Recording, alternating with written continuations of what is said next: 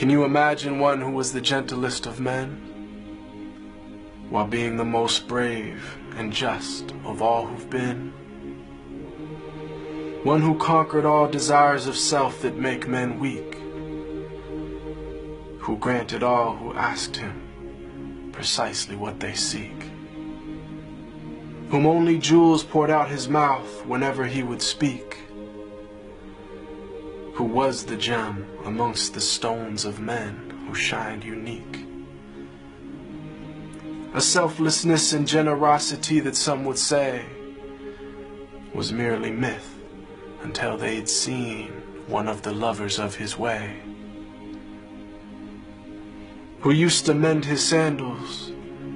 used to patch his clothes, who used to serve his family whenever he was home, who had a noble shyness, not gazing long upon a face, who honored all he ever met, be he king or be he slave, who always felt himself at home the most amongst the poor,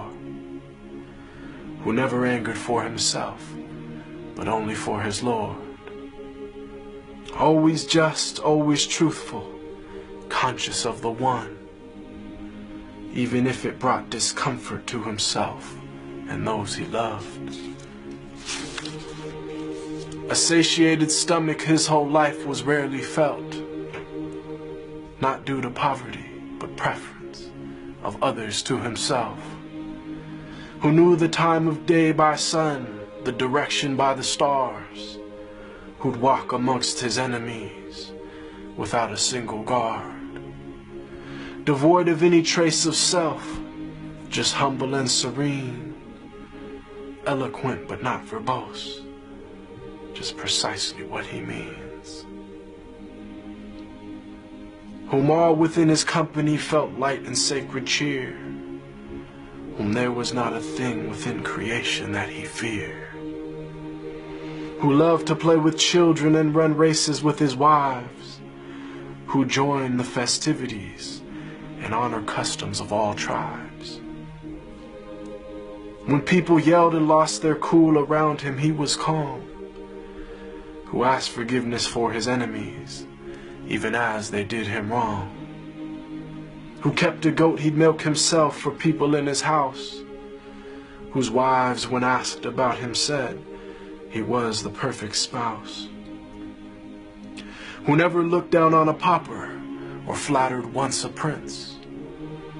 who called every soul unto the one without even a flinch. Every single gorgeous trait of character he had,